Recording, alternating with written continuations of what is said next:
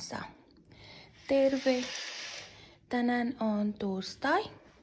Minä olen Norin. Olen opiskelija. Mä asun Helsingissä, Suomessa. Tänään on torstai ja kello on 8 aamulla.